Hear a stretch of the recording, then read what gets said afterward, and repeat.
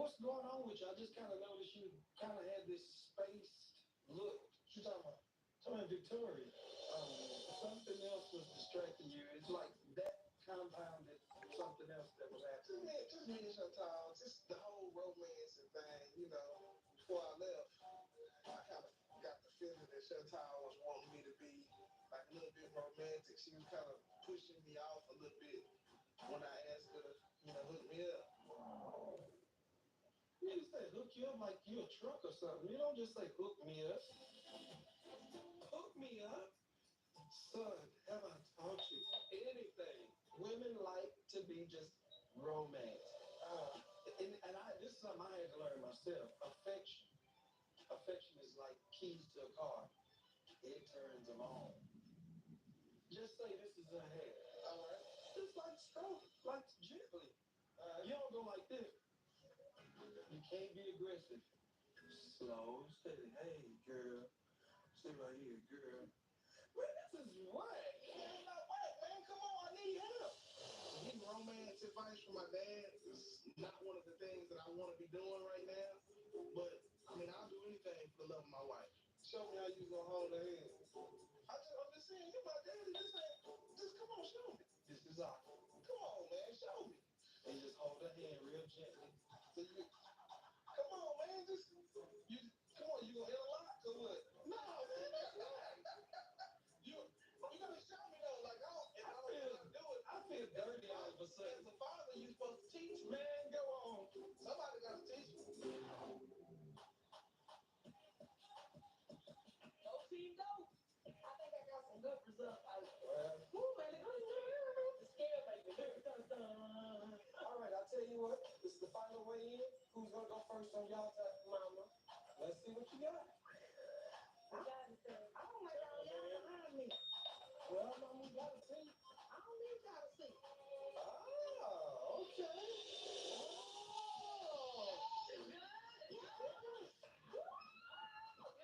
What's that minus what, 5? I'm happy about that. We can win this. They're about to be cooking for us. What you got to stretch for? Just a little stretch. Hey, stretching not gonna help you lose weight. Okay. Chantal. All right, Gary. Oh. Here's about the challenge. Chantal, what was that? Minus what? 7. I don't think that was 7. Okay, 7. Portia, what you got? Go, come on, Zeke. Come on. He's a partner.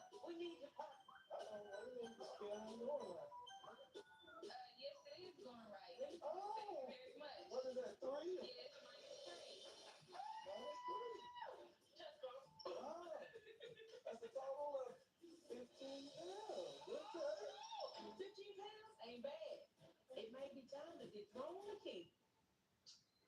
We'll be 15 pounds, no sweat. David, That's a little nervous. Yeah. Watch it now. Watch it now. Come on, Dita. what you got? Oh, yes. That's a steady. That's two. That's good. That's good. Give him two. Man, I lost more than 2 pounds, man. This is whack. you got that good. Get on there. Come on, go to you. Jesus be a feather. Yes, make me light, Lord. Is that three? Yes, three. Why only three? That's the question. You and David, y'all can only lose 5 pounds between the two of y'all. Looks like y'all leaving it to your captain. Good thing I'm feeling lean. I need to lose a total of 10. Here come Big Boss. So it's 30 on your leg? Three? I don't know. How many of them? Okay. So why you easing up on the scale?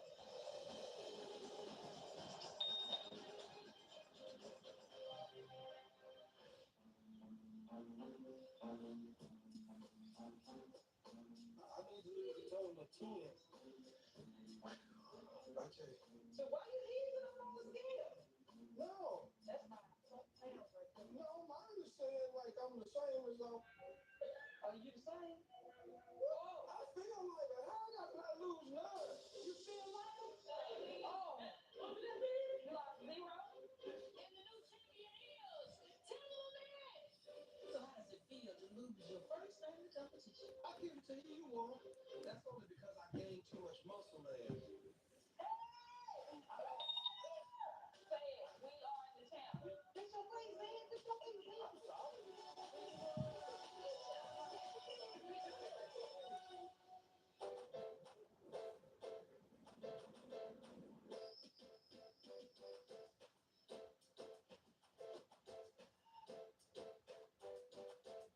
Double A.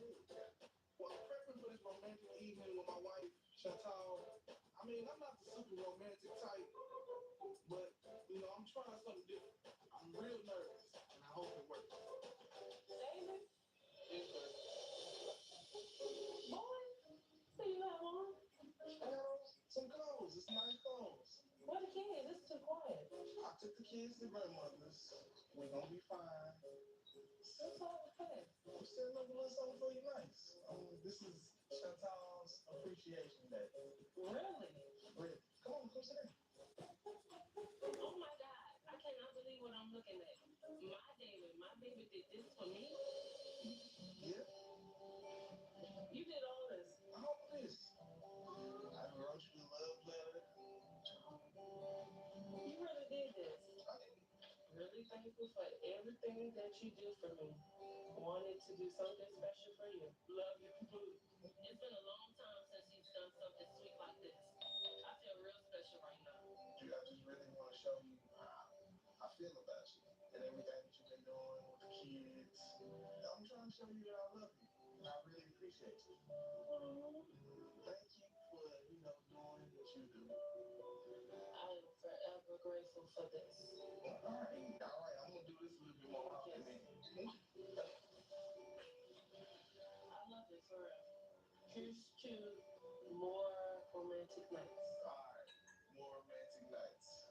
I know I did all this romantic stuff to kind of get, you know, Chantal in the mood. But truth be told is she really deserves this. I mean, because I love her. You try to get some of her. I'm not, really. I'm appreciative of what you do for me. And I really love you. All this that you're doing is kind of turning me on. We should continue this upstairs with the fruit. I'm with it. I'm definitely. Let me grab these real quick. Come on, you gonna hold it? Yeah, Okay, come come on, on. baby. You hold it, because I'm ready to go. Come on. I'm gonna get on this train real quick. Buckle up. Choo choo. Choo choo. You need it.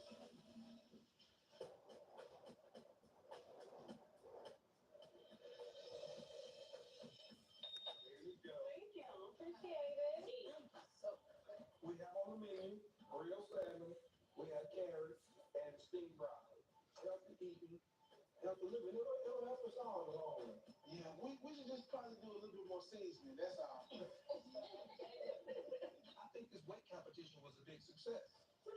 bad. You didn't even lose in a week.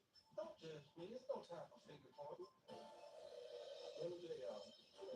The concert, mama, off the chart. You should have seen her. Her first night back, she was heel torn and everything. Oh, Tia. She's so... What? You should have seen her with her hair. Donna Ross going. You know, every now and then. You know they got me with that gold black, right?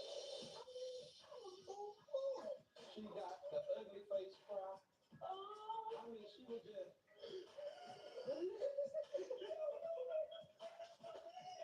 This was such an amazing week. My first concert back. Tia did an excellent job on the stage. I got my gold record, and my team won the weight challenge. It can get no better than this. It was okay. Never in my wildest dreams would I have imagined that I would be presenting her with a gold plaque. Here's to the gold, baby. Here's to the That's kind of hard. It's a man's world. So tell me, what are some of the things that you guys need? We got a few kids that are really in need. I want to do a talent show. Dance. If this is not together, the people are going to be looking at us like this is a mess. Y'all ready to get it started?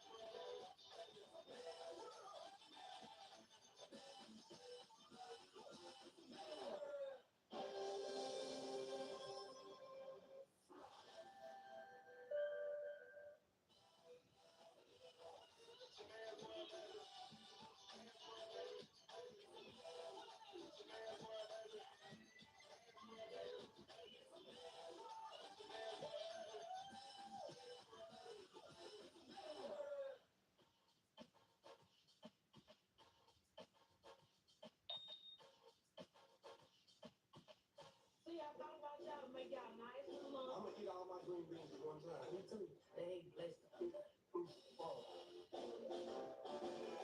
Bless their food, Lord. Purify, Jesus. So good news. Mama's being honored as a game changer by Cafe. Gee, I'm changing game. Like no G. That's a G. Nothing like a G. Absolutely not. That's big G. There you go. Dear, I'm proud of you, Sis Wolf. I'm changing the game. The minute I met you, you changed the game for me for life. I'm getting paid good. So it's in New York, so we'll get a chance to see Tiffany. Yes, I miss Tiffany. She's getting ready for a show, so she's only been rehearsing 12 hours a day. Hey, grief. And then Tiffany got a boyfriend. Yeah. She said she's gonna set up where we can meet him. I'm nervous though. He has to be able to get along with his family, you know. I ain't gotta like nobody. Our daughter Tiffany has been living and working in New York for the past couple of years. Now she has a new boyfriend. I know these principles work. I've used them in my own life. You can get up each morning with more energy. You can go to work with more vitality. You can be free from what's limiting your life. I'm Joel Osteen. You're watching 15 Ways to Live Longer and Healthier.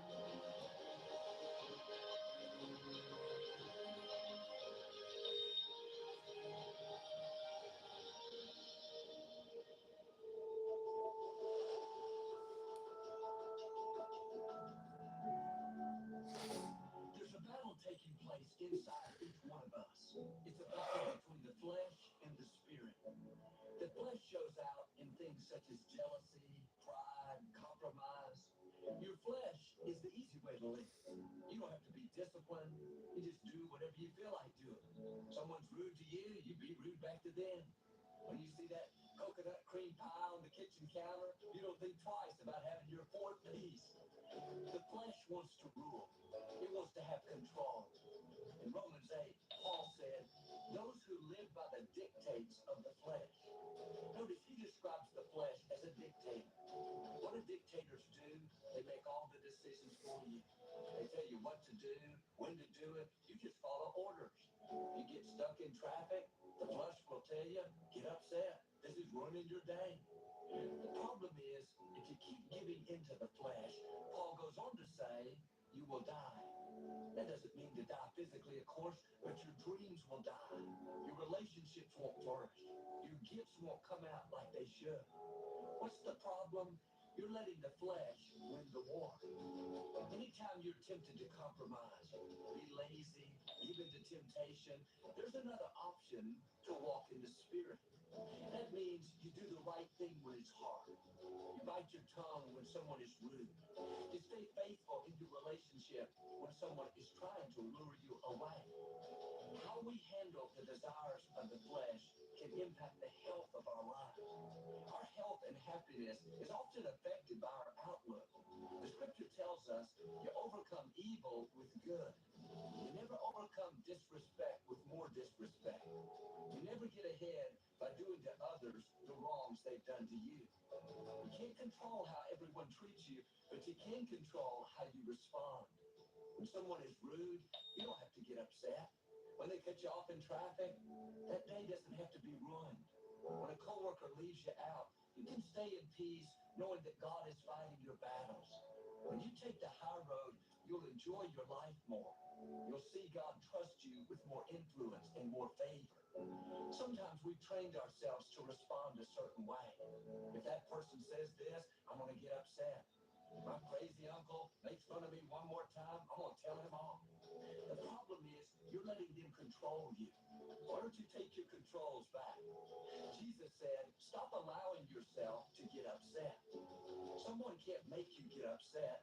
You have to give them permission to upset you. You have to make the choice. I'm offended. I'm discouraged. I'm sour. But the next time someone pushes your buttons, just smile and say, not this time. I'm staying in peace. I'm going to protect my heart, my mental well-being. I'm going to enjoy this day. The next time you're tempted to be jealous, behind fault, say something critical, tell your flesh, no, I'm not going there. I'm going to be happy for them. I want to see the best in people. When you feel like staying up late, playing on the computer all night, feeding your body junk food, tell your flesh, not tonight. I'm going to go to bed. I'm going to take care of myself. The next time the friend who's causing you to compromise wants to hang out, tell them, sorry, I can't hang out tonight. Paul said in Galatians 5, the flesh desires what is contrary to the spirit, and the spirit what is contrary to the flesh. They are constantly fighting each other. Your choices will never be free from this conflict. Like it or not, this battle will never go away. So this is something we have to get skilled at doing over and over. In countries that are ruled by a dictator, often we see the person in charge oppressing the people, pushing them down. People have to take drastic measures to rise up and overthrow the dictator. It's the same way with us.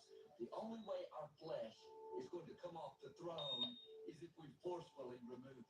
It's not going to go easily. When someone does you wrong, you choose to forgive, the flesh will have a fit.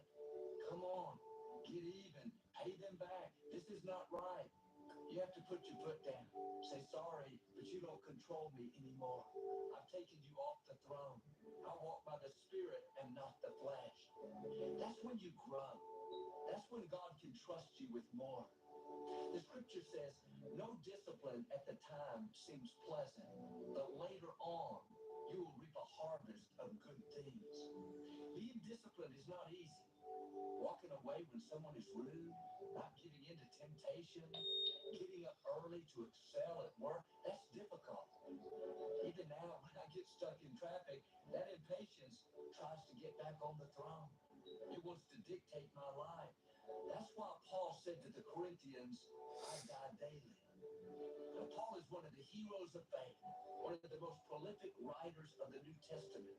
You would think he was so powerful, so mature, he wouldn't have to deal with these issues. Yet he said, every day I have to take my flesh off the throne. Every day I have to put down carnal desires. When you gave your life to Christ, when you were born again, the scripture says you became a new creation. And old things have passed away. I'd love to tell you that means you'll never have any more carnal desires. You'll never want to be jealous, rude, complain. Or the old man may have died, but that doesn't mean he won't try to come back up. Ephesians 4 says, put off the old man and put on the new man. Even though you're a new creation, you have to put off the old. Every day that old man is trying to get back up and run your life. Joel, I can't control my temper. I can't break this addiction. I can't keep my eyes on the right things. Quit telling yourself that. Your old man is not that strong. The reason he's controlling you is that you keep feeding him. Whatever you feed is going to grow. Every time you give into that temptation, you're feeding it. It's getting stronger. Every time you're offended, you're impatient, you say things you shouldn't, you're feeding the negative. Do yourself a favor, quit feeding that old man. If you'll start starving the bitterness, starving the jealousy, the bad habits, the compromise, it will get weaker and weaker. That desire may not totally go away. God may not totally remove it. This is when discipline steps in. This is when his grace shows up. Ask God to help you. Ask for his strength. When you admit your dependence on him, you humble yourself and say, God, I can't do this on my own. I can't defeat this giant. It's not going away. That's when God will step in and help you fight that battle. The scripture says in John 4, greater is he that's in you than he that's coming against you. That force inside of you is greater than any force that's trying to stop you. Invite God into that struggle. Start putting on that new man. Instead of surrendering to the defeat of the dictator of that flesh, you can thank God for empowering you and overthrow that old man. Something like, Father, thank you that I'm strong, I'm disciplined, I'm anointed, I'm favored. Today, I will make decisions that honor you. God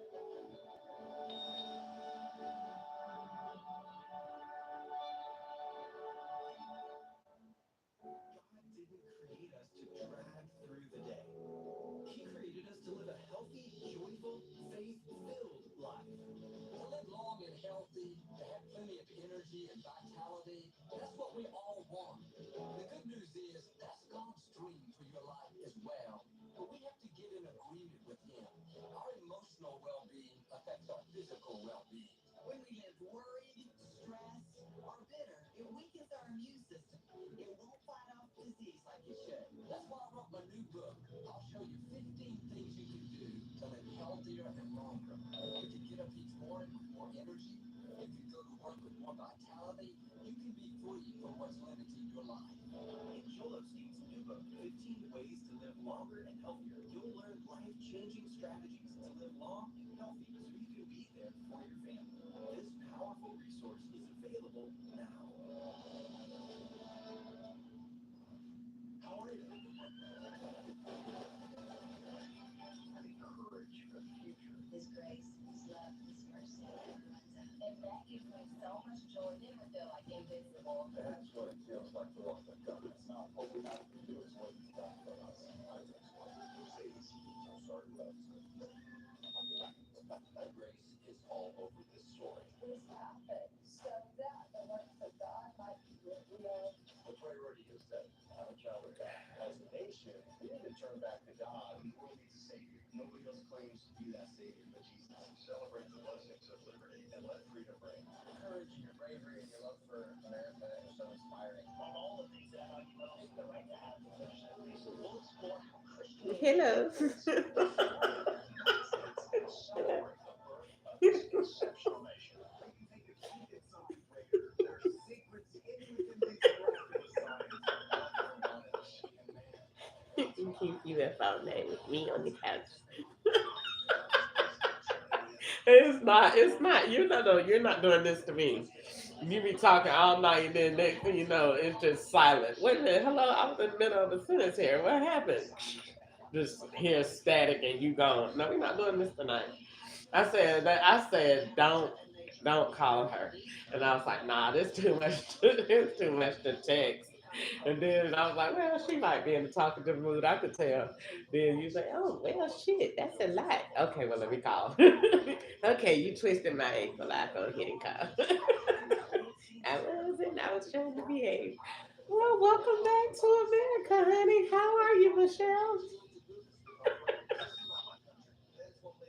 Like, well, I don't ever know Miss Richness. I don't know. Well, me and Zayden is traveling. We went to Africa. I took him to see the president.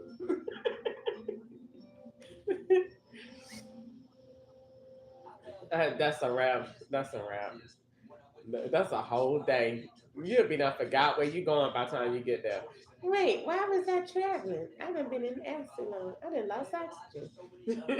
I wanted to sit down with her and discuss some of these strategies that have helped our church, our family, and our relationships grow stronger and healthier over the years. We're talking about winning the war within, and there's always that Hmm. battle between the flesh and the spirit, between our carnal desires and who God made us to be. And I remember Victoria when we first got married and we were about to go somewhere. I said, Victoria, you ready to go? And you said, yeah, I'm ready. And I go get in the car and you're ready, man. I'm generally ready. I'm gonna be there in 10 or 15 minutes.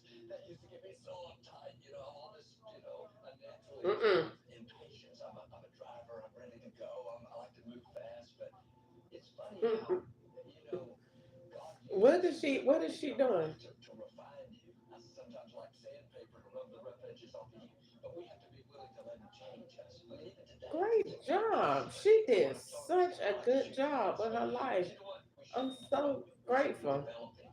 Some of those things that we fight may not ever Good look like job. Anything relationships that would take her out of to the us country right is a now. great Or we job, just considered relax and go. And you're proud of me. You successful. say that maybe So not too proud of many of her. us, but So I welcome, get well, so welcome back from the mindset. beach. I'm just grateful. How I'm was just it? grateful. If I'm just negative, Y'all had to there's get. ways So we it's can just you and rise him went. above. And if the situation's not changing, maybe God's using the situation to change you. Oh, I think that's so true because there's a lot oh. of things that we do, whether it's learned behavior, maybe Well, our families always did that it, was or good. I So just how was it like? How there's so old is many he now? things that we can change, and I think Oh, God it's wants over. us to change. That's why He's put me in your life It's because you know over. how to change Go it. ahead and So get it out and start crying. yeah, It's a wrap. yeah, I That's a think He man wants you now. to That's recognize those it. things Wait, and make them change. he went. Wait, he is in So middle school. easy for us to argue, because I was like, well, I'm coming, Okay, well, you got when, one. You got one more it year. could cause You him got great like pain. And literally so, one. we have to avoid those I'm things. so tired of And you. then I we forgot. I forgot I'm talking to to Kim be Kardashian on the calm phone. I'm so and over again realize that there's those things inside of us that we can work on. And so I think that's really great. And I think to feed that, how do it. you Hmm. do that? How do you Yeah. feed the good and starve the bad? And I think with the word of God, you come to God, you go, help Um. me with this impatience, or help me with this anger issue, or help me with, Hmm. being worried or Yeah. suspicious. I mean, I had a friend who was suspicious about everything, suspicious about anyone. If they were talking, she was always looking at the angle they were Well, coming from. good. And, Good. so she had to Good work deal. through that because you can't go through Good life deal. just Good being deal. Good suspicious. job. Yeah, you want to have wisdom, but you just can't go through life being suspicious of every action that What he someone say? takes. But I think we have to take those things to God. Just say, God, I'm recognizing this in myself. Will you help me find the So scripture what? and What? No, girl. just I watch it wasn't gonna say like anything because I was being like, if you argued say about something God about it, being you know how you get. You about it. sound like a So if it's in a loser when spousal when somebody relationship, be there. there's They're going to like, always okay, you be got a things that, job. Okay, you don't got a there's job. things You got a today job, that and then really what happened to in the the same, job? they've always been, Like, but we've so learned to I was like, I'm argue gonna and say then go nothing, with but this. I was And like you said, there's some things that may never completely go okay. right, but you can Okay. work around them and you can Velvet manage it with good Taco. communication and with They opened I the try. I try. I think I have girl. So questions and this I how the call tips is made. I knew something was going on because they kept lying and never would talk about it directly. So what happened is when I first got the job, the lady said, and I took a screenshot. Okay, matter of fact, and tell me what you would do. So I got when I first did the interview, they had on the spot interviews. I went, I did the first one, I took the test. I took the test on their computer. I got the job. Right? The test was hard. The test was hard as hell. It asked you like a bunch of questions of the same thing. Like, okay, so if you basically a question like this, if you started the job, are you gonna steal cash? Are you gonna steal a pencil? Are you gonna, yeah, are you gonna steal time? Are you gonna not come to work? Or are you gonna curse out your boss? I'm not gonna do any of these. So you have to try to think of the worst, least one that's gonna have the least. Like it's seriously mental, girl. I was, girl, I hate it. I hate it. I literally stopped between the thing and prayed. I literally hated it because I was like, I wouldn't do any of this. All of this is retarded. What are you saying? But anyway, so I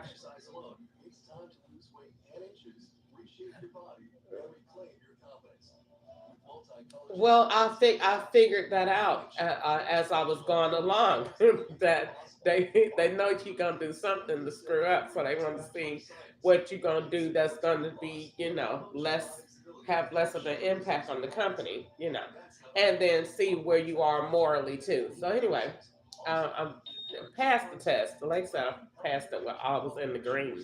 She was like, "You score high." I was like, "Ooh." Prayer works. So I got the job like immediately. So I got the job when I first went back.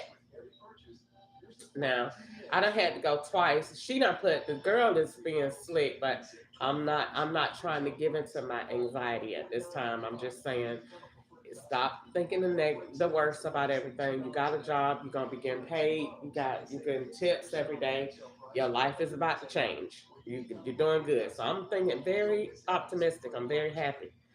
So at, I started the job, girl. Everything worked out perfectly. My church bought my shoes, my pants, all of that, girl. It worked out beautifully. I got the job. I even had a new wig. Ketchup bought me some new hair. I was very happy. Started the job. Long story short, I cannot have fast forward. Got the job. When I get the job, I go in there for training. You got trained 3 hours the first day. That's just you meeting everybody. Nobody was there from my or from the day that I got hired that I seen, but I ain't sweat that. So then the next time I went to work was that Monday. I was off the weekend. I went to work the Monday. I had to train for 3 days. The last 2 days of my training, I trained on the POS system. Now I'm watching the system and I'm listening to what the people saying at the same time. Well, it's always somebody black that done worked somewhere before that's talking too much. And the girl was saying something totally different from what the managers were saying. The girl said that you get tips off every time the people order, it automatically generates a 15% tip. And they can change it, but if they don't, it's automatically 15% on every ticket. So she said, so you gonna make good money. You gonna make great money. So I was like, okay, bet. She's like, yeah, you gonna make more than the cook. So I was like, okay, cool. The managers are saying something totally different. They saying you make $14 an hour plus the tips that you get at the end at the night in the jar. They saying yeah, they saying that it's a tip pool, and they saying for your training days that they gonna open on that weekend, that's gonna be for a tester to the public, and you don't get to keep any of those tips. They going to charity. I said, I said, I said, none of that. You don't see none of that in writing, right? None of that in that. That's just what somebody's saying. So I'm like, well, it's okay because I ain't working with nobody right now. You know what I'm saying? So it don't matter. So the last day of my training was Wednesday. I trained Monday, Tuesday, and Wednesday. We was using play money that they had done. You like got out of Monopoly game. We was using that, counting change, giving people back stuff. We doing all that. So come to find out, I looked at the end of the night when I clocked out. The manager being shady. The man named Jonathan. He being shady. I see him. And I'm just like, I ain't gonna stop making negative, but just go ahead. Now, mind you, they making me feel like you know how when white people finna fire you and they be real nice to you when they be doing the most evil, but they be being super nice, so you don't think nothing about it. That's what they was doing. Yeah, exactly. So they was being real nice. Oh, Crystal, we really give it up for Crystal, y'all. She is the team member of the day. Give it up for Crystal, guys. Oh, girl, we see management in you all over the place. You're doing super. And I'm like, Why did I get anything? Like I didn't really do anything. Oh, you did. You did excellent. We want you to take more and get in the leadership role and start leading your crew because you're going to be in management, girl. We see you traveling, like giving me that. I even won a free hat and all of that. So everybody clapping for me. Girl, I'm in the bathroom. I come out the bathroom and the whole stove clapping for me. I'm looking like, what the hell? I just came out the bathroom. And everybody like, I'm talking about the whole store. I came out. I'm thinking I'm finna sneak out the bathroom. That girl, the whole store looking at me. Congratulations, Crystal, come get your hat. You won. You the member of the day, because you did all this stuff. You showed excellent. You did this and that. So I'm like, okay, what? So I'm like, okay, they being entirely too nice. And these is white people. Something is going on. So after that, so I'm like, okay, what's going on? Because, all this going on. So moving along, I went home. So they was like, your hat gonna come in the mail. You'll get your hat in a few days. I was like, all right. So no, they said it was on order, and it's like a special color that you get, a prize for it. So I was like, all right. So they was like, so hat ended up coming the next day, girl. Hat was there along with the new T-shirts we got because I only had one. So in the meantime, it was a bunch of T-shirts that was different from mine, laying like a big box of extra T-shirts. I didn't take not one of them. So they had a stripper girl working there with me. So she came and told me, she was like, girl, them T-shirts back there, I got me a couple of them. She was like, I got me one. She was saying, she was like, girl, you go get you some back there. I was like, no, I'm good. I'm gonna wait. You know what I'm saying? Till they give me one. I ain't gonna steal none. I was like, I'm gonna wait. It's cool. So at the end of the night, this is Wednesday. This stripper girl done said she done stole her shirt. So it's Wednesday. They call everybody at the end of the night. They was like, everybody come on get you another shirt. So I went up there and I got me another shirt. I got my size. So I goes to clock out. I go to clock out and the man Jonathan clocks me out and I noticed he was typing too fast. So he typing too fast, and when he typing so fast, I noticed that it don't take that long to put your time number in over my punch. So I don't know what you're doing, but you moving so fast. So I made a joke and said, "Did you just fire me and take me out the system?" And so he started laughing. But I seen 1,500 in the declaration part. You know how when you're a waitress at the end of the night, it just declare your tips. It said $1,500 or 15,000. One of the two. It was 15 and a lot of zeros. So I said, I was like, okay, well, I'm training. I said maybe he did that for training to show me how that's gonna be. I'm not gonna worry about it. That's I'm not gonna make no big deal out of that. All right, good night, guys. So Jonathan said, you need a T-shirt, and I was like, he said you already got one. I said, yeah, I got one. He said, you want another one? I said, of course. And I was like, come on, give me one, please. I said, I'm homeless and I need one. He was like, all right, I got you, boo. So he bought the shirt. I went over there to get the shirt, I'm thinking he finna give me the shirt. Other people, girl, he done went and pulled a real shady white people move on me, and then told me, this is exactly what he did, and I felt some kind of way. He was like, "Look, everybody got one shirt. I'm not finna give you another shirt. You got one. That's it. That's it, Crystal." No, and so the other manager, Sean, was like, you want another shirt? And so he was like, no, she's not going to get another one. She got one like everybody, plus the one that she got. Everybody got two. We have to be fair. I looked at him, girl, in the front of all them white people because everybody is gone by now. And I'm already feeling some kind of way because I'm standing there, the last one to leave. I got a suitcase, this, that, and the other. Like, you doing too much. And I really felt some kind of way. Like, did you just try to embarrass me and shame me? Or did you try to make it look like like you left an outlet for me to steal? You know what I'm saying? So he came after that, he came outside. So I'm talking to the other girls. I just let it go. It's a shirt. I'm not gonna get upset. I let it go, roll off my back. I go outside. Why he comes outside with the shirt under his arm, gives me the shirt, and was like, I just, didn't want to give it to you in the front of everybody, but you need a ride or whatever. So he drops me off at the station, and I leave. The next morning, I come to work. I'm thinking now the tips is in there because I'm training, and they doing just a training system, and that's not real. I allowed caught me in the next morning to come to work officially. Why that it does not say anything like this is play or nothing that's really in there that you made these tips that you've been working at since you had the job. So I goes to the manager in the back because now I'm feeling like it's never a reason to tell a lie, and I'm not gonna play this game already. You know what I'm saying? Like that's gonna set me in a whole different direction. Because Popeyes did something similar. So I'm like, I'm not gonna play this game. You know what I'm saying? So I went to the manager. I said, hey, I just want to know what's going on because it says I made like over $1,500 in tips since I've been working here, and I haven't. And I'm just wondering why would y'all put that in the computer about me and I haven't? And he was like, "Oh, let's don't worry about it. It's no big deal. I am gonna worry about it, and it is a big deal. And I would like to have an answer because that's my name. Correct. See, this is what I'm going to tell you.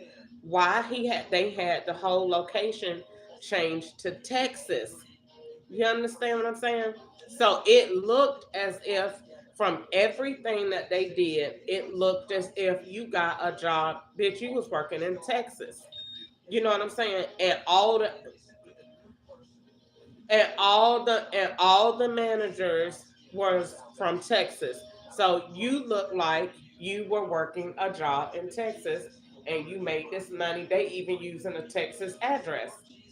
So when I went to go do my research after whatever, because I quit. And so when I quit, I went to the computer and I went and looked up everything.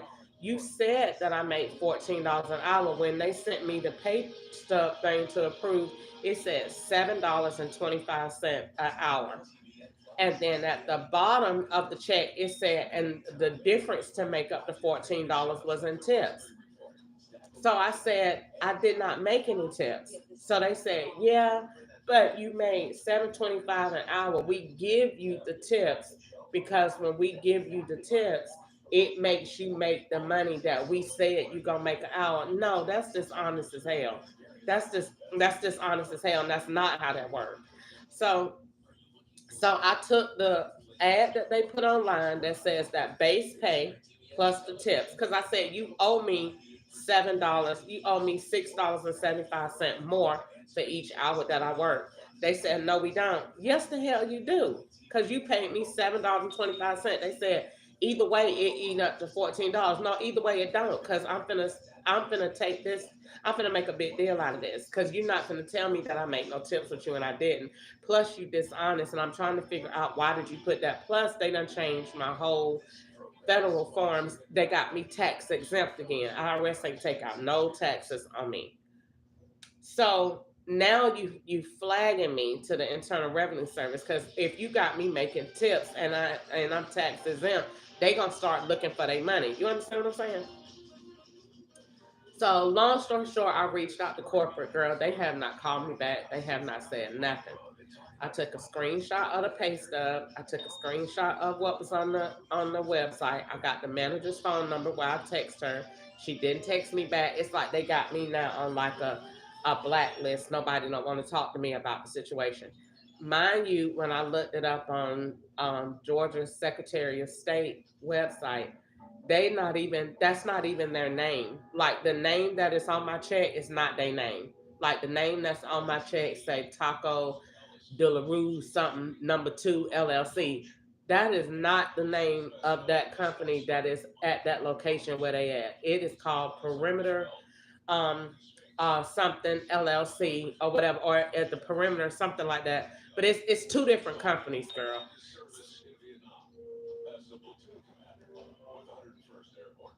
Mhm.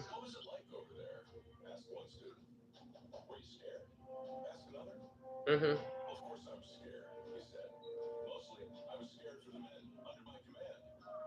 DBA.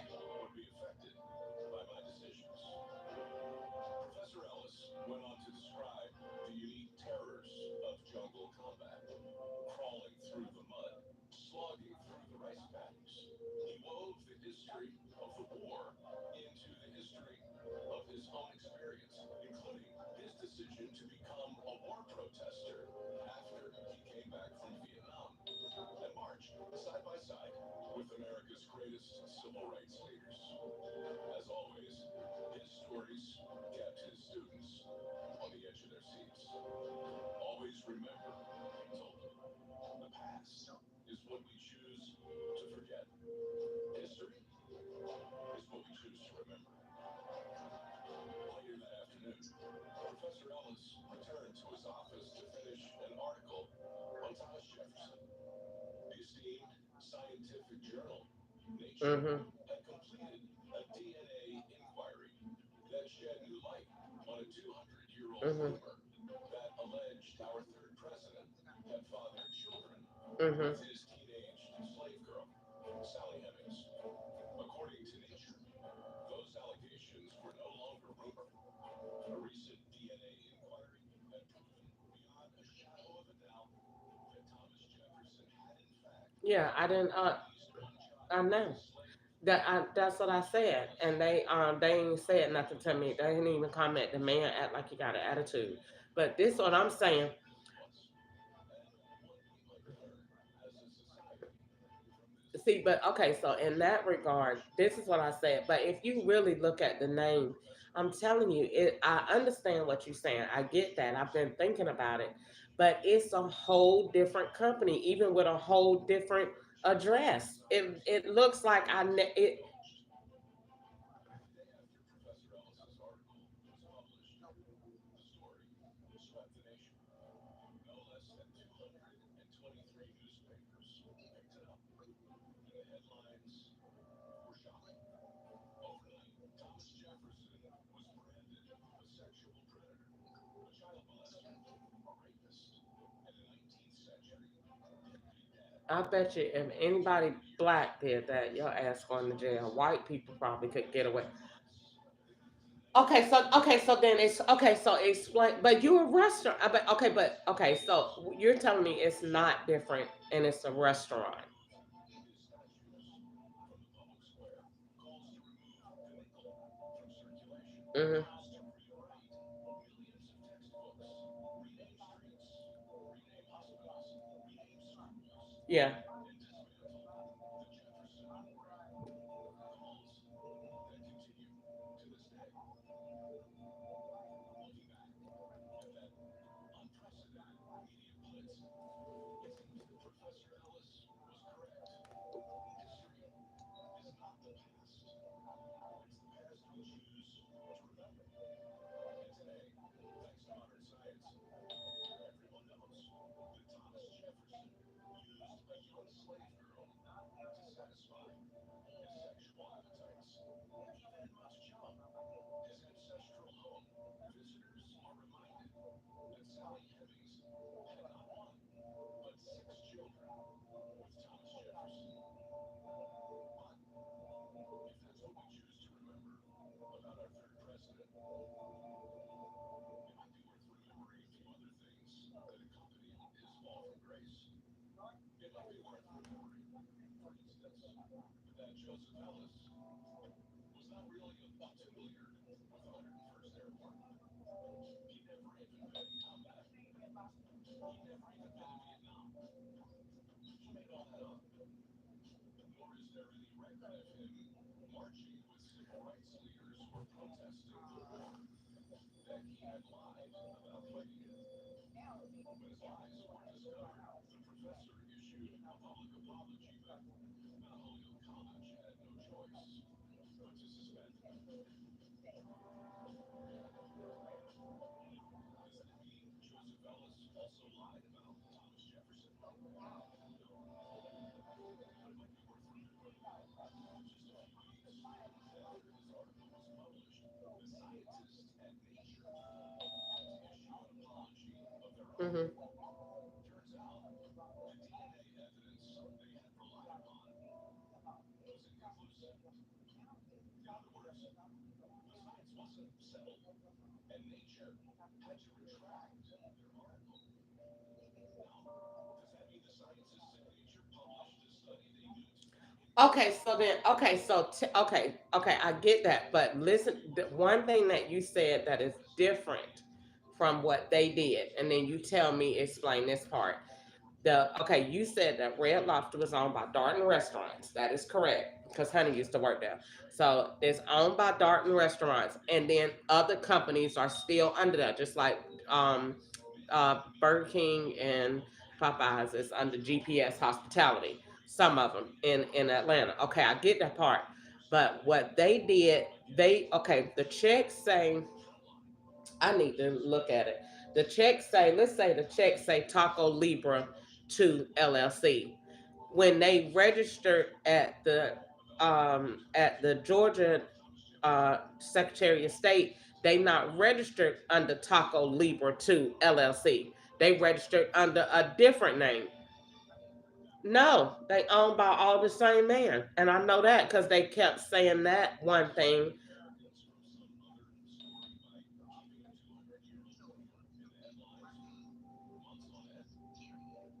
Hmm.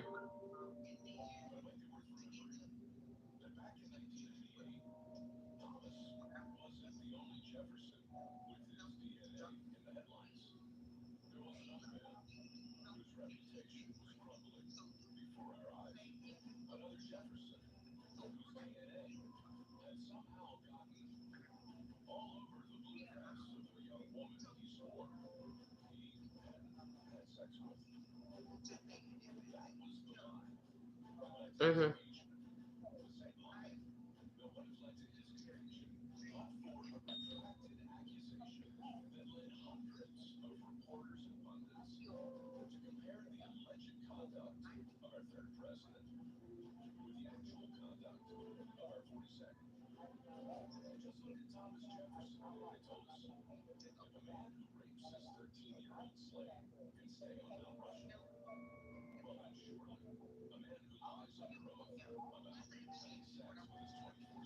Okay, now, now let's flip over to the anxiety side of things of where my complaint and what Popeyes did to me. Now let me explain, and you have to still understand.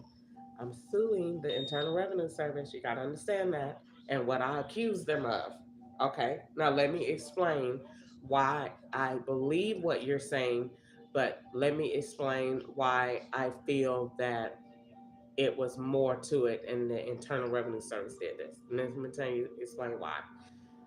They had two POS systems set up. Now I'm crazy smart, brilliant when it comes to IT stuff for some reason.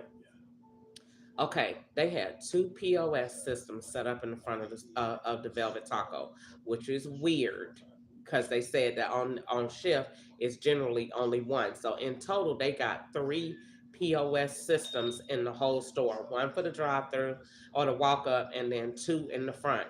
But they only gonna have one cashier. So I was wondering why they got three POS systems installed. But either way, that doesn't matter. Now, what I'm trying to tell you is each of those POS systems was independently configured. When, wait, daggone it. Wait, Mary. So, I believe you in terms of how you have it, but at the same time, you have to understand. If I said that they were setting me up to make it look like you lived in this place and owe taxes for living in these different areas where I never lived and had businesses, then you can understand this position where I'm coming from. They had the phone number on the front of the register was a Texas number. They had Texas people working there that done flew in to do this training from Texas, working in Texas locations when they got locations right here in Georgia that they could have pulled staff from, but they didn't. The address, the shut up, Mary. They got okay. If you say why,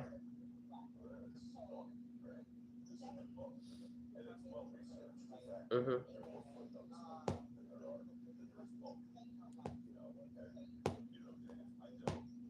mm-hmm, mm-hmm,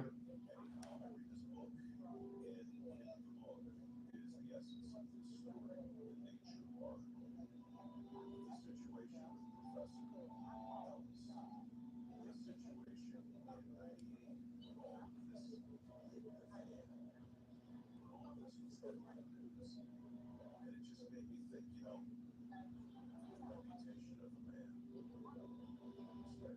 That happens in real time all the time.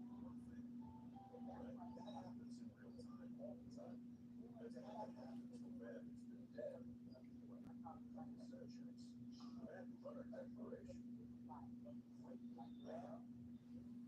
Declaration, man whose efforts gave us this country, it felt like too shy to be angry at that because I was part of it. I've witnessed stories this close, to hopping on this bandwagon for a while. And having said all that, I wasn't there. I didn't part of it. As well as I just read the stuff that I read, and I wrote what I wrote because at that time the statues were coming down and culture was alive and well, and we were just living incredibly cleansed of the past,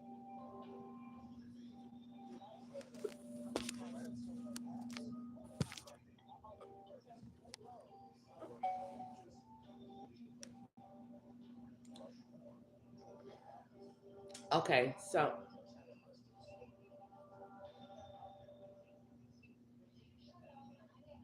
And the rest is history.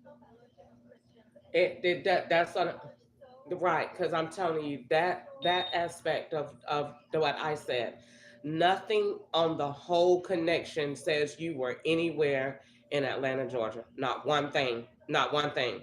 Everything it appears like they don't have. It's not a DBA. It doesn't say with another location. They even put the perimeter and put the perimeter. They put perimeter like it was in Dallas, Texas, when the perimeter is Dunwoody perimeter place.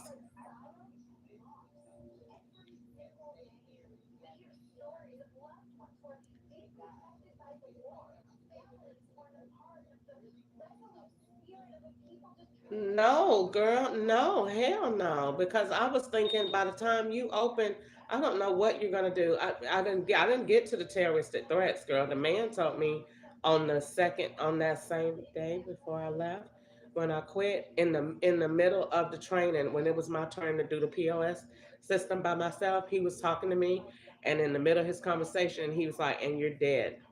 So I want you to come up to the thing, and then you're gonna be a dead. You're dead. He just kept like saying that, and Ketchup told me, girl, they tell me that. They tell me that all the time because I'm still in the internal revenue service. They threaten me all the time. I get that all the time, every day.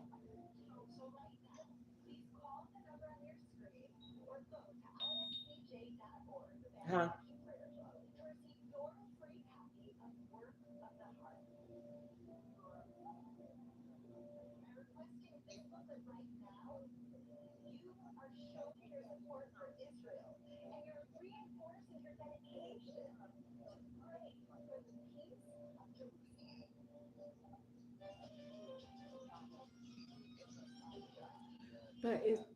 But it's like I mean I understand what you're saying in that regard, but what I'm saying is I'm like too late for that, girl. I'm like news hot, like like news hot, like I'm like targeted, like um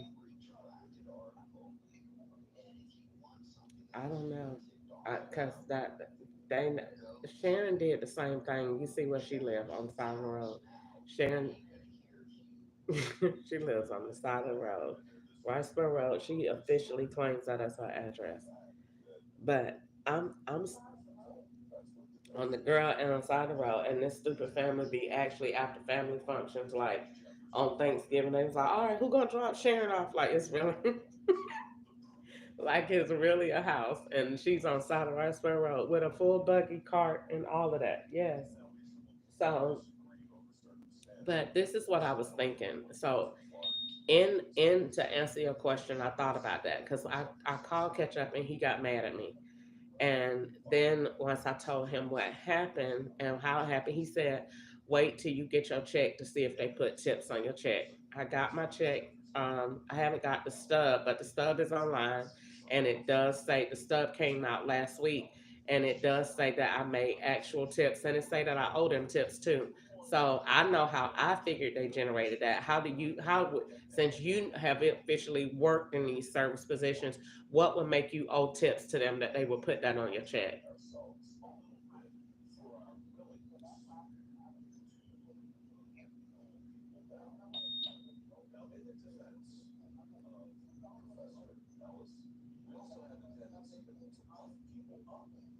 Yeah.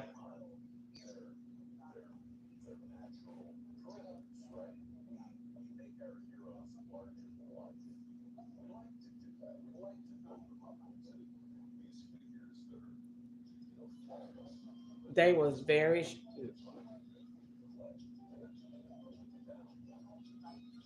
they, I'm telling you what it looks to me that they were doing was because of the how when I seen how they had, and they backdated the POS system. They had the POS system under two different systems. They okay, so this how to see. Remember I told you about that black girl that was talking too much. That yeah, they had the black girl was talking. The black she was huh?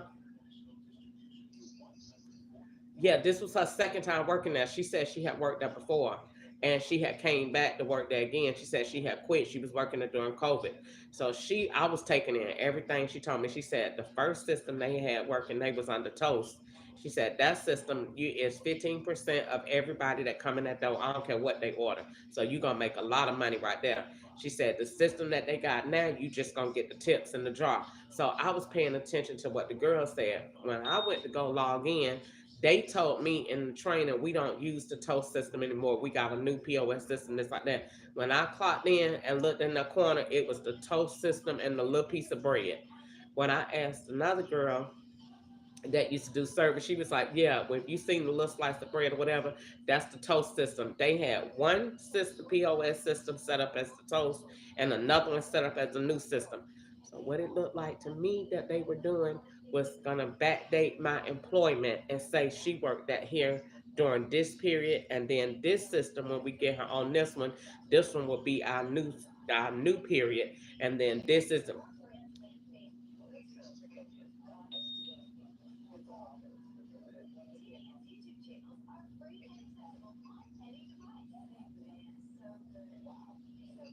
I was scared to death after that because I was thinking I don't know what they're gonna do if they're doing this much shady stuff and these all these white people down here too coming in here with money. Hell no, they could take you out of here in a doggone they take me out of that too fast in handcuffs. Not it didn't make it. It didn't make it. Huh?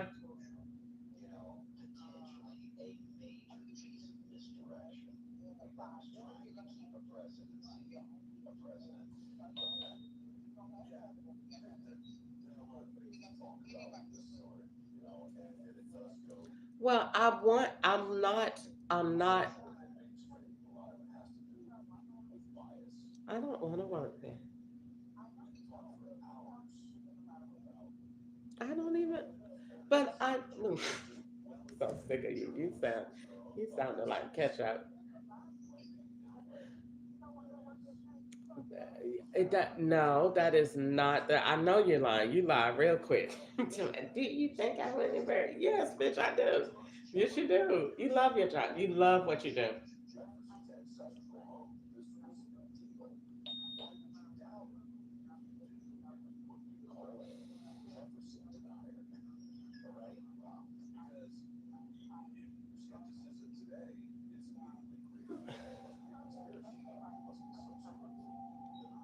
But that's all a part in being. I used to have the same way when I would sold furniture.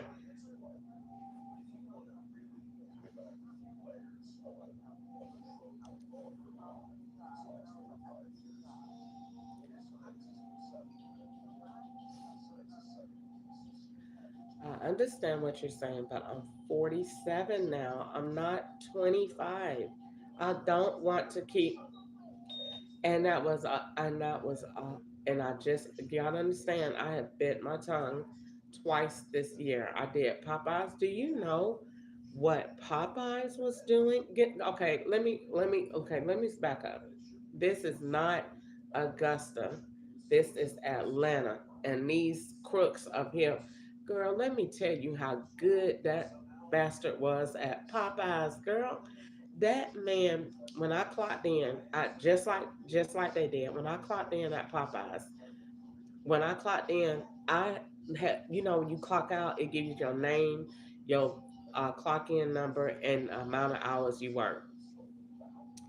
When I clocked in, I had worked a few days or whatever. I wasn't paying it no attention. Now, mind you, the manager I keep having me come up there. He did it for me 3 or 4 days. Had me coming up there, sitting in the lobby, and never putting me on. Keep having me just sitting there like 3 or 4 hours one day. Come back tomorrow. Let me see if I get your paperwork. Sit up here another 3 or 4 hours just so you could be up there in that restaurant with me, and I can act like you working, but you not working and you not getting paid. Girl,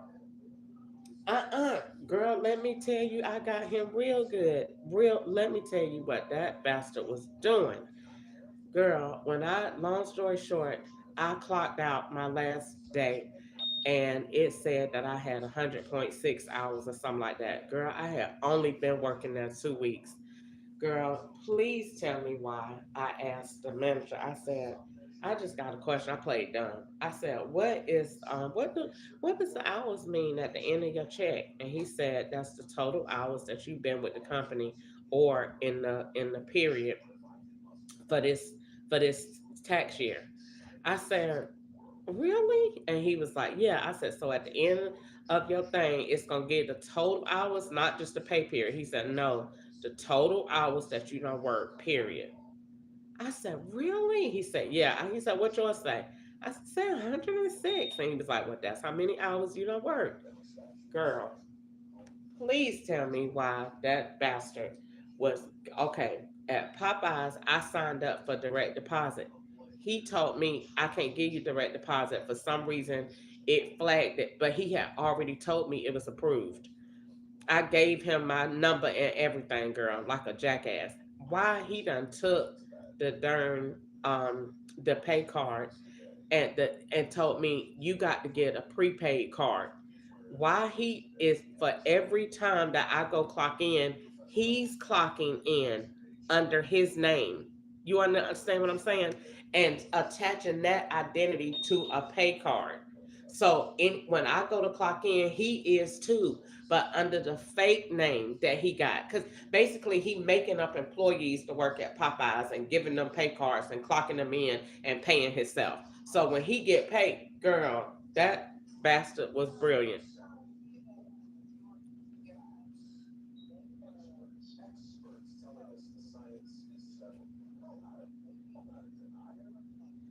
Right, right.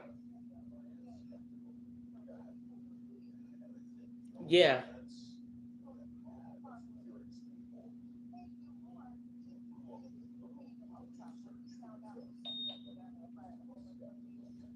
Girl, well, why when I turned it in, because I sent them a notice of intent to sue. Because when kept asking the man that did it about it, he got an attitude with me and started treating me bad at work. He tore my suitcase up, he tore my stuff up and started threatening me. So yes, girl, yes, they straight. I had put my suitcase with the roller, like you use walking through the airport. I had one of them and put it in the work closet because I'm homeless. So it was going in the work closet. Girl, I took a picture of it. They towed it up, towed the whole handle off, took it out the closet, tore it up. I got off of work, my shit in pieces, like in pieces, tore it up, and came up there threatening me at the job more than once. Yes. Yes, it was real bad. So I sent them a notice of intent to sue. So when I sent them the notice of intent to sue, the lady called me ASAP.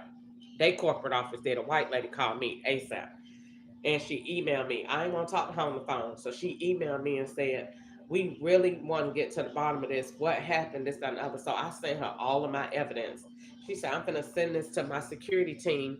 We trying to figure out how this happened because we only showing that you worked a total of 30 some hours or like 60 some hours. I said, no, ma'am. No, ma'am. I got the stub where I clocked out. She said, how did you get this if you only worked this? I said, your manager was doing fraud. and paying out another person. You know what I'm saying? So oh, well, I don't want to get into all of that. I just want to try to figure out how we gonna relate this to you. I'm telling you how it relate to me. That's the only way you could get these hours on this slip, ma'am. Because I didn't work there that long. I worked there from January the 5th to the 23rd, period. So she's saying, well, I'm gonna call you back in 24 hours or less. We got to get to the bottom of this. I'm trying to figure out how this happened. She don't want to admit to me, but she done already admitted they don't know how this happened in their system because their system showing I only worked 60 some hours. So she come back. She tells me, well, what we gonna do is we have decided to just pay you for the whole 100 hours. We can't explain it. I said, so you would rather pay me for hours that I'm telling you I did not work. Ma'am, yeah. So, so and the same thing.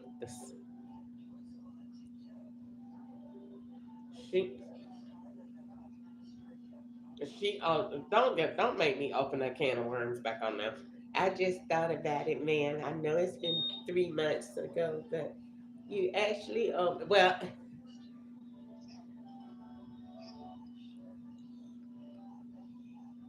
nope. And you're right with what you said that, but nope, they didn't do that. She paid me straight hours. So you're right. If I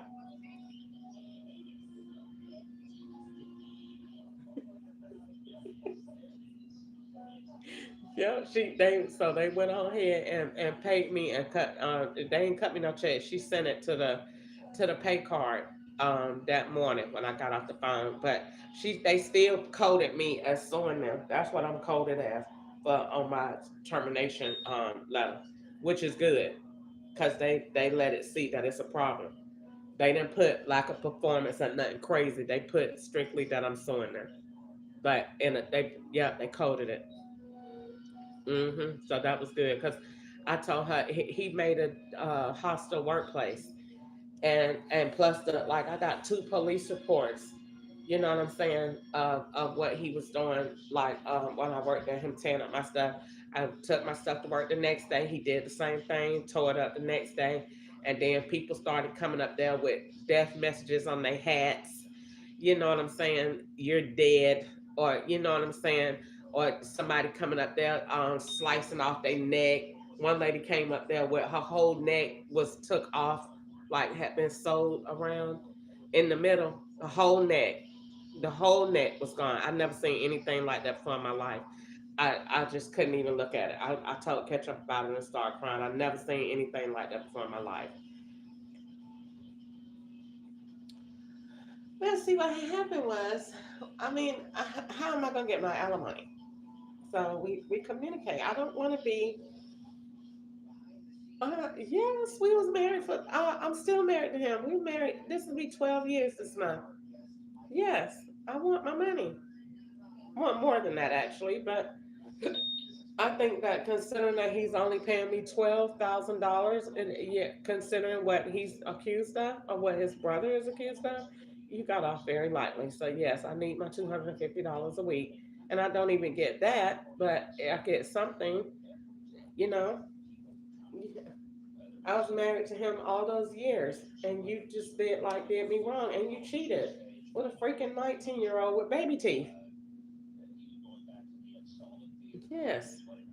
So and made me, I was like in school with a 4.0 GPA. Yes, you totally ruined my life. Which brings me to my next thing. So how would you? Okay, so let's have a proactive conversation.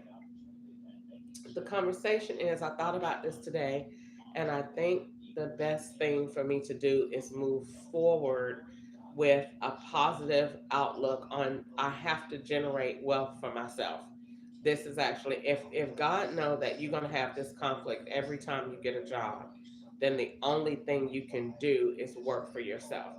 And to me, the only thing that is reasonable is if I work for myself. And what I want to do is I want to establish CORE, CORE, which stands for Care, Operation, Restoration, and Involvement. And what it does, I want to have a national homeless care plan. And I want to change laws, which makes all 50 states in America right to shelter states based on the Fourth Amendment violation, which is civil rights violations, and mental health violations that are associated, discrimination complaints that come along with people being homeless. If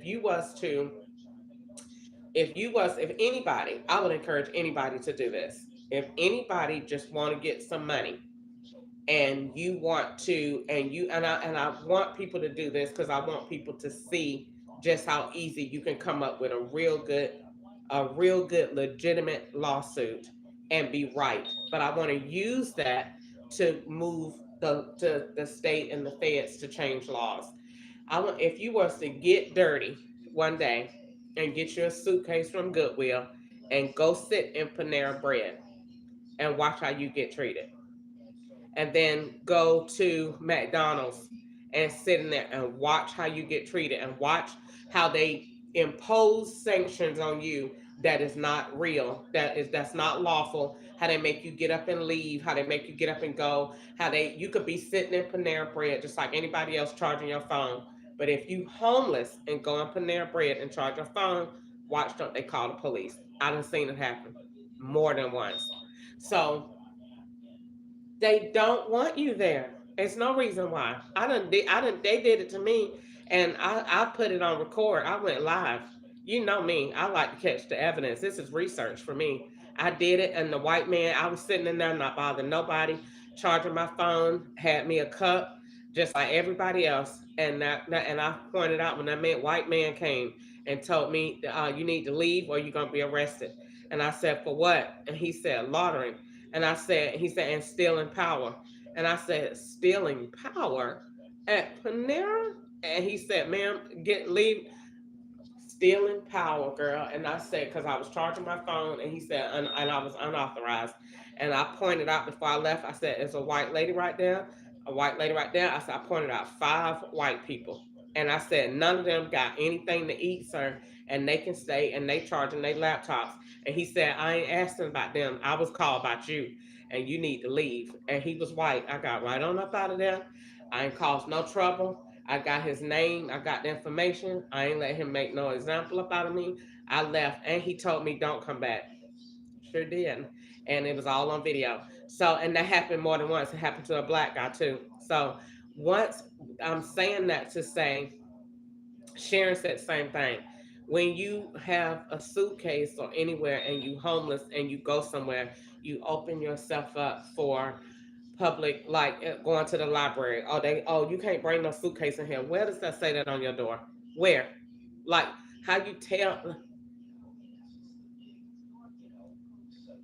Well, I don't have one. Thank God, I don't have one like that. I have a small little roller, girl. I'm legal, like, and it turns into a backpack, so I'm good.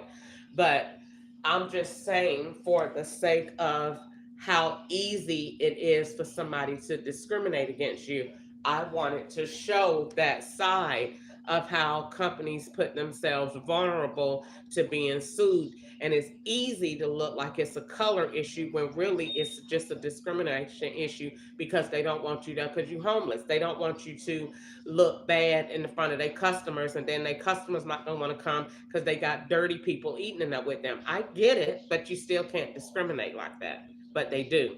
They do it every day.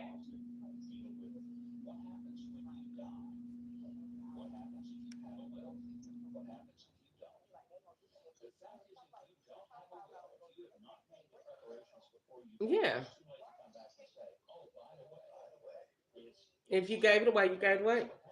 Well, my thing is, I look in this time. I feel like, especially since I was going to school to be a psychologist, I when I was in California, I was actually in a crazy, weird sort of way. I was excited about the research that I got to get from being in my situation. Is I got amazing evidence, like sitting there and them being homeless. They automatically think that you can't read, you can't write, and that you're on drugs. And if you look good, then you are a prostitute. They put you in one of those four categories. immediately when society see that you homeless. You either can't read, can't write, retarded, you are a prostitute if you look good and homeless. So, but you're still a piece of shit. You're not, you don't have any value.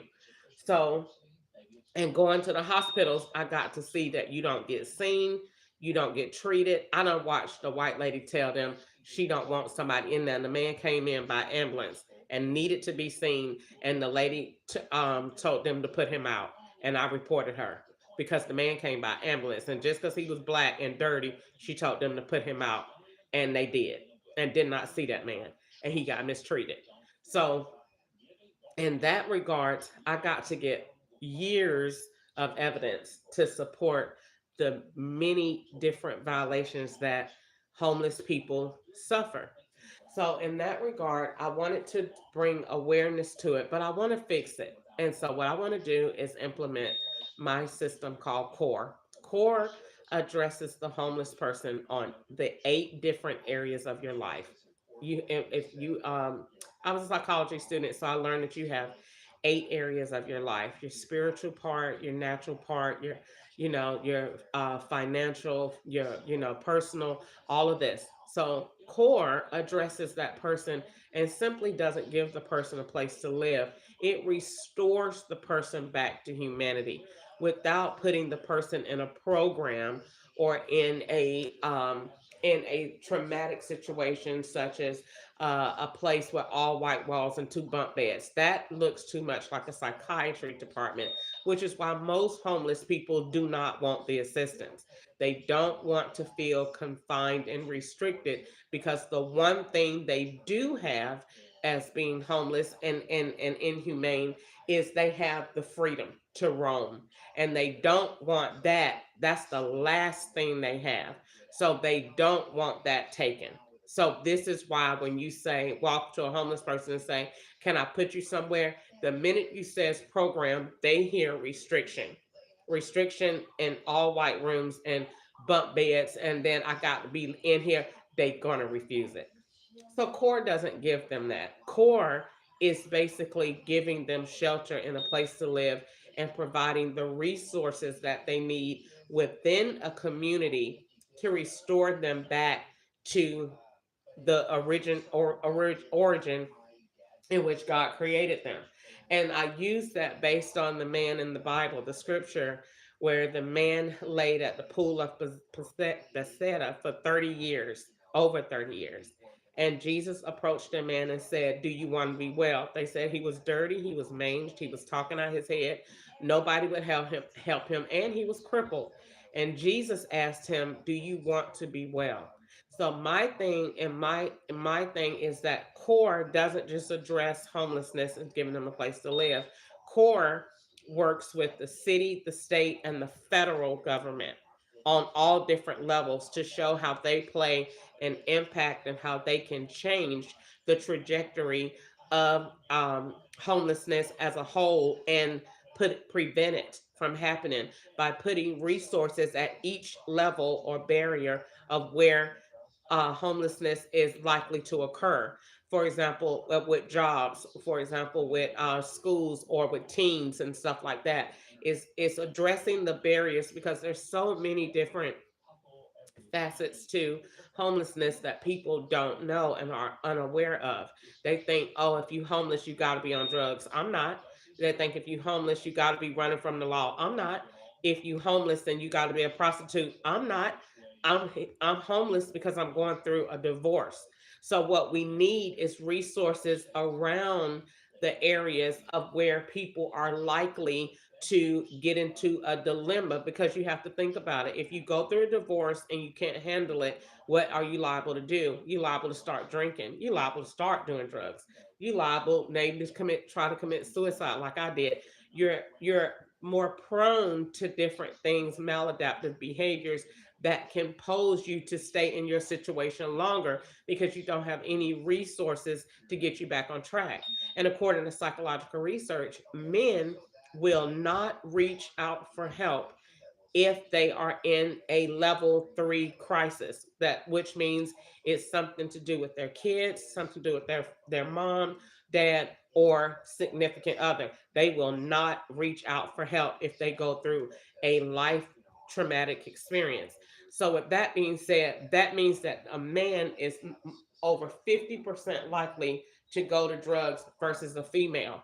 A man will give up faster. When I was out there in California, almost over 30% of the men that I talked to was homeless and on drugs strictly because they had went through a traumatic event that was a level 3, which means their wife cheated, something happened, they lost their job, and then they gave up on life.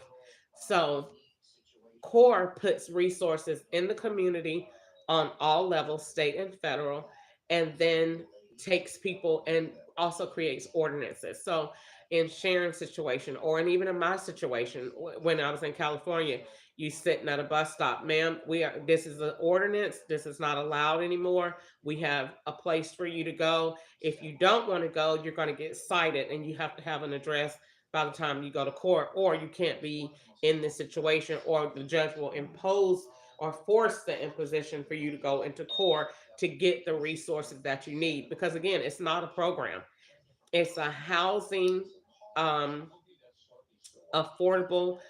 I hate to use the word program because people like computers, but it's a housing affordable system that is created to take the person from homelessness to self sustaining, abilities, and home ownership if they're on a level 1 in 3 years or less. So let's say someone like me, they would come in the core. They before how you get into court, you have to go to the hospital first, and you have to be assessed. Have to be assessed to see what mental health orders you got, what medicines you on, if you pose a threat to the public, children, anything like that. This is what you're going to do. You're going to get the evaluation first so we can see how to help you. And then from there, we'll know which community to put you in. So I put it in 4 different communities: those that are gravely disabled, those that have a little trouble, those that are free to go, and then those that have minor handicaps. So once I do that, now I can see how to maneuver, how to give them the counseling they need. I put all the resources in the community. So that cuts down on me trying to have all these buses and vans taking them all over the place. I put all the resources in the community, including jobs in the community. I put retail, thrift stores in the community because I'm good at that. So that's letting me do both of my passions at one. I love to redo furniture. I love to sell it. So I'm offering them a little trade skill and work and employment. And I'm using all of the money back from that community to put in that community. So if that thrift store made, $54,000 that month, that $54,000 stays in that tiny home community and covers their expenses, covers what they need, and is also goes towards charity to help me keep building out, because that's what I believe. I believe that in order to go green, meaning in order to help save the planet, we have to understand what God created the planet to do and how it produces of itself when it is receiving the right energy, and the way that energy works. Energy doesn't die, it transfers. So understanding that, what does that really mean?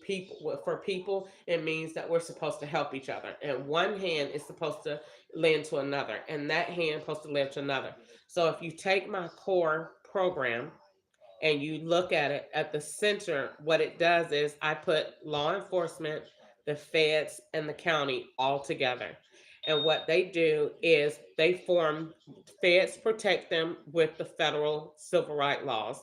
The county provides the resources, and then the state provides the ordinances that they need for that area to enforce it. And then we pull it all together, and then we put together a prevention plan, a solution with effective results that will take care of this. And then we do it on a practical dime. And how do we do that? We use companies that give all day long, and we give them marketing and research evidence in exchange for what we're asking. For example, Stanford is really involved in really wants to know about Skid Row in LA. I proposed that Governor Newsom, I wrote the plan for Governor Newsom to publicize Skid Row. I publicized that that Netflix would give him a docu series. You listening? Okay, Netflix would give him a docu series. If Netflix gave Governor Newsom a docu series to say, okay, we want to document you cleaning up Skid Row, you know how much money that's going to drive him, and how many people going to look at that. Now, what they need is somebody like Kevin Hart to bring it in, to make it funny, to make people look at it, but make people cry too. People like emotional stuff. So when they pull up on Skid Row and see all these people out there, and you actually got hope for these people. We taking the worst of the worst cases you ever seen, and we taking them from the street and we taking them to their house. It's giving people hope. It's making them cry. But Kevin Hart is also making them laugh. And so we're using that to bring what you got once you put that on TV and you got somebody like Kevin Hart. You got money and you got people that's gonna pay more than the Super Bowl to be on that commercial when that goes. So now what you got? You got something, you got leverage. Now you got colleges interested, and now you got big brands like Walmart, Home Depot, and Lowe's. They're gonna say, "Oh, we want that commercial. We want that first commercial when it go to break." Well, if you want that first commercial, I need you to donate me 200 tiny homes for my community. Oh, we will definitely do that. Okay, when you do want the second slot, I give you that one, and you give me 300 tiny homes to go here. That's what you're selling. At the same thing, Stanford is gonna want to be a part of it. So they're gonna say, what we do, if when you send them to the hospital, we gonna send our interns in. If you let us send our interns in and let us get all that research and let us see if it work, we give you $15 million for that. If you let us do it over 4 years, that is how it works. You're selling research and you're selling marketing. The people from that, what the people getting out of return is they getting all the help, because now you got all these major players on the board, and guess who looks good? Governor Newsom. Guess who look good? The TV, the ratings are off the chain, because in California, Skid Row is big. It's a big deal because you got a bunch of people living on top of each other in the middle of the street, where the police don't even go down. The police don't go there. So to pull up with TV cameras and money and resources and offering the people help, this is good. It's gonna be live, and people will like it, and it's raw. And so if you want to do it but give them the resources and have the manpower, it will be the best television that people ever seen. And Netflix will do. They the perfect person to do it because they do all of these like televised events on where they putting stuff together. So they would be the best person in the world to put this, on to say, okay, girl, I got to call you back. I'm looking at Hope on Skid Row. It's coming on the Monday at 7. Girl, I got to go. Girl, that joint is good. Kevin Hart is so funny, and he be pulling up on the people because you're gonna have different ones. We could do 4 people each week. You know what I'm saying? Helping them, moving them to better. But at the same time, that is my plan. Like how I propose to pull it all together, and then you do each one. You do, it might do New York next, but you start with all the biggest cities first, because when you are dealing with people that are homeless, this is where the majority of your civil rights complaints and your mental health disorders, this is where it comes from. And these people, you got to look at it, you're paying for them as a taxpayer either way you look at it. You're paying for them because you're paying every time they go to jail, you're paying when they go to the doctor, you're paying for them to get the food stamps, you're paying for them. So you might as well help them so that they're not just mooching off the back end of the system. Because if they keep doing that, if they keep sitting out there being dirty, if they go from level 1 homelessness to level 4, meaning now they can't walk, now what we done did? We done drove them to getting a check. So no, we need to drive them to working, because what's going to happen is a Republican is going to take the stand, and when that Republican take the stand, he's going to cut off all these black people getting these checks anyway. These white people are sick of that. These Republicans. So They're not going to keep just giving all these mental health checks out, and all these people is doing is going to buy drugs anyway, and then living in affordable housing. So what we need to do is really understand where the system is broken. And once we understand where it's broken, then we know what we need to do to put in the proper resources to address the issue head on. And I believe that since I was a 4.0 GPA student at Capella taking that course, I love it that I fell into this situation because I like that part of it. And when I pitched it to city council in California, the mayor, they took my plan. They applauded me on it. They told me it was good and they liked it. They asked me what do I want to do with it.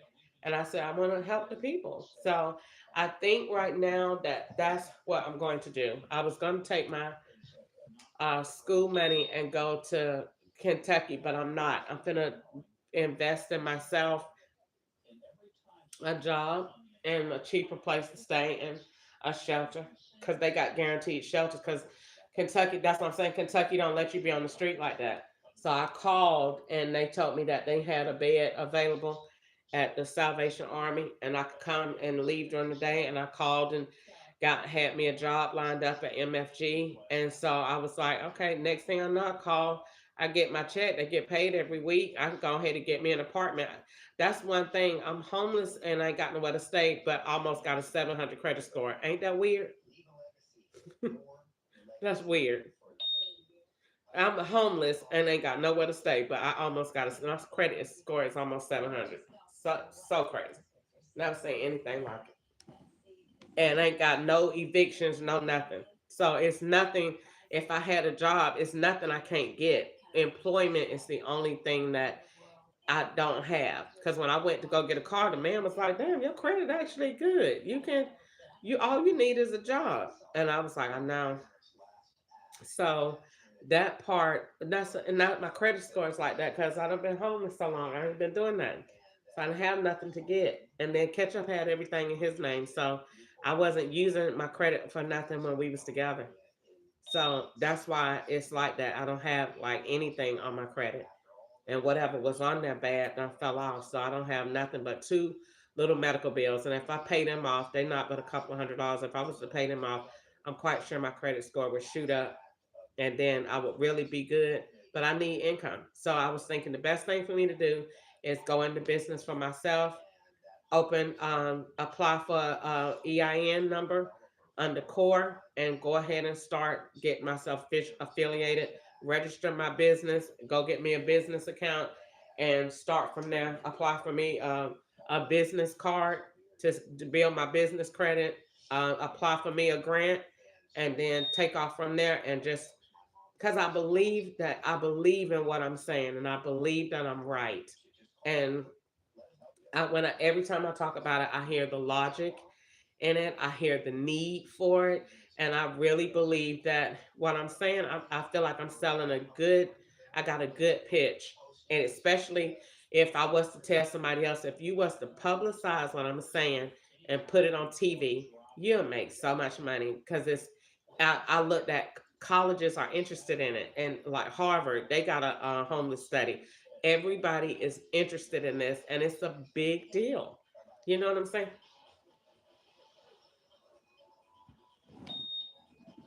No, I want to do it, and I actually need a board. I just want to oversee it, but I need a board. I actually need like a bunch of people on queue to do it with me.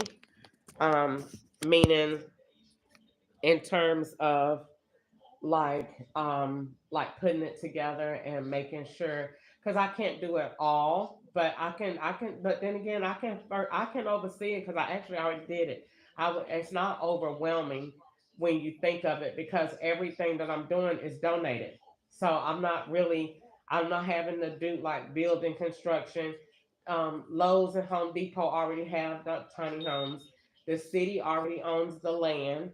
The feds already have the statutes in place that need to be done. I'm not really doing anything but just going to see what land they give me or what I can buy, and then calling Home Depot and say, okay, send the tiny homes here. I can put 100 on this lot, and then getting somebody to donate, do my landscaping and my then getting another company to donate their plumbing, and they're doing this for free because they want the publicity because it's gonna be on TV. So they getting all kind. That's why it's you really helping, and nobody is paying no money, and that's why it's a brilliant plan that God gave me because nobody is paying no money. The people that want the research from that, they gonna pay you for that. Stanford will pay you to come out and be on there when you do clean up Skid Row. Harvard will pay you to come out there and be at the hospital when you because they want that raw research on if this is gonna really work. And if it works, then who came up with it? I did. And then guess what? The tiny homes I came up with since I like to do furniture. I came up with tiny homes that have what is called smart essentials, and it's everything built into the tiny home so that there's no furniture to move in and out. I don't have no keys to it either. They're going to be people coming in that done living off the street 10, 15 years. I'm not giving them no keys and make them have to worry about keeping up. We got facial recognition at the door and your fingerprint. And that way I can keep up with everybody that come in that door. Your scan, when you scan your face and unlocks that door, I can keep up with who comes in there, see if you got other people living there that don't supposed to be. So all of that technology is going into that to make it smart. And then I'm gonna have um, my smart shower system in there that keeps the water running, that recycles the water, and then my furniture that'll be built around with cushions and seats so you could be comfortable, but it's nothing that you can physically go in there and tear up. That way when you move out and you leave, I don't have to worry about my stuff being messed up. I even decided to come up with an eco green mattress made out of something like an otter box that keeps it cool, but so thick that you can't tear it up, and I ain't got to worry about bed bugs either. So all of that I took and put in place with homeless people in mind of what really goes on and how to help. And then I put them in a community with people like them in a busy area so they could still get the hustle and bustle feel that I haven't put them out like in Hetzibah where it's too quiet and they're not gonna want to live. I still thought to put them in a big city, put them with a lot of resources, and do community events to get them back social, to get them back used to talking to people and feeling like they can connect, and then feeding them good, healthy food to get them all the way back, and then taking them off these harmful drugs and putting them on healthy green regimens that can still help their mind and help them relate with less harmful effects.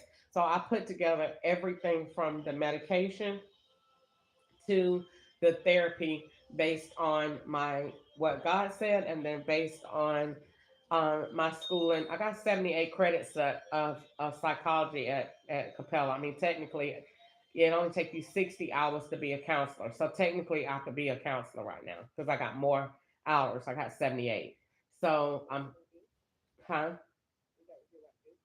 I'm gonna counsel them on my yeah when they come in like I want to be a part of that, like I want to know, like I want to be hands on with that, so I want to know, like, have that knowledge to talk and relate. But no, to be a counselor like in an office, no. No, I'm gonna use it as I meet homeless people, and use my personality too to to make it work. And then, and I think it's a wonderful way. I think people will give to the homeless people and help as long as they see that it's working. And I think right now the reason that people don't have a lot of confidence in it is because it's a lot of fraud attached to it. And it also people see systems that don't work. I don't think you can do anything for somebody in a shelter for 30 days. I don't even see why the government funds such craziness. It's nothing a person can do in your shelter for 30 days unless you're guaranteeing them that at the end of that 30-day period, you got them a house and a place to go. Other than that, all the government did is make that white man or that black person that owned that. All he did was pad their pockets. And the homeless person, they're the ones that's suffering because they got to be in there, got to be off the street, and is looking for somewhere. and then it's back out down the street again, and they play. It's a dangerous mental health game, and I don't like it, and I've got a chance to see it and to be in it and to like be somewhere and have somewhere, and then somebody tell you as soon as you get there, and tomorrow you got to get up looking for work. How the hell you looking for work? You don't even know what the man going through, what his issues are, if he can even read. You don't know nothing. You saying get up and get out by 6 and go look for work. What? No, that is traumatizing as hell. So I want to fix that, and I feel like me being out here gave me all the necessary tools that I need to be successful. And then when I was out there being homeless in California, I used to literally ask men, like, and women, like, so what made you come out here? If I can give you this program and take you in the day, would you go? And every last one of them told me yes. Every last one. They was like, yep, I would do it. And then people that are not homeless, that are minorities, core helps them too. Because I wanted to implement core banking. Because I want to tie this in to a financial institution so that all the money that you need is here. So you don't have to worry about us saying, oh, we didn't have the money. Yeah, well, I got the money and I got the resources and I got the backing behind me because the feds are behind me because they're now saying that this she's right. This is a civil right violation. If these people are discriminated against like this, and what that's the reason why I initially said get dirty and go out and look for a lawsuit is because feds need to do that undercover work to see what it's like and how you really get treated so then they can look for the violations around it so that they can see, okay, I see what she's saying. Dang, that they I went to such and such and they really did me like that. Yes, they really did you like that for no reason, just because you came in there with a suitcase and you sat down and they want you to leave because they looking at the person sitting next to you. They don't want to sit next to you and they want you to leave and you haven't did anything wrong. They just don't want you there. So in that regards, yeah, I just did a whole bunch of talking.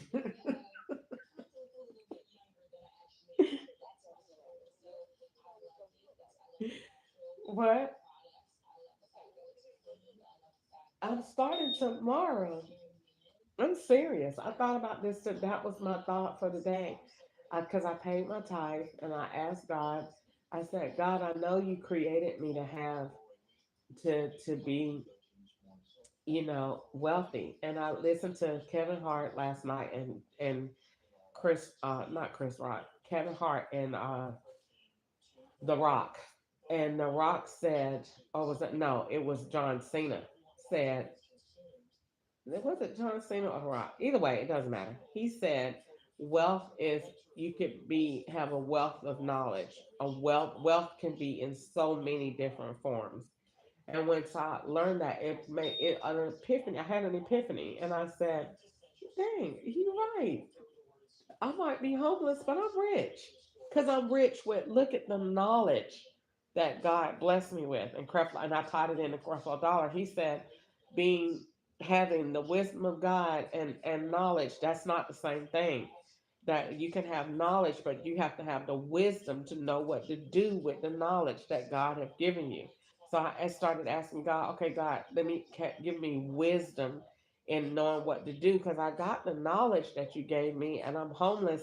And maybe it's you that's causing me, allowing me in the background to see that I don't want you on no fast food job. I want you to try and step out of the margin and be successful and try. And so I thought about doing that. And then I thought about move back into what I already know and go ahead and write a book.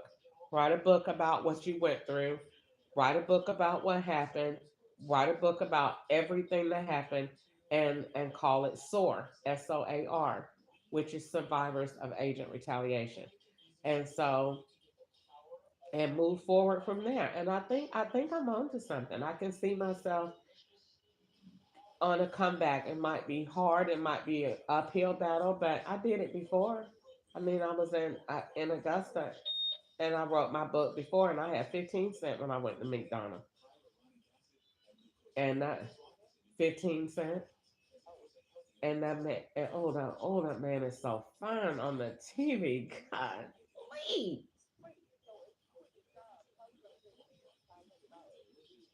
Who need $500, child? I don't have no job. I was supposed to get, I was catch up in my school chat, but I was wondering. I was so scared to enter into an agreement today, but I need somewhere to stay, and I don't like being on a couch in a living room, but at the same time, I'm not outside. Oh, 250. Yeah, yeah, yeah.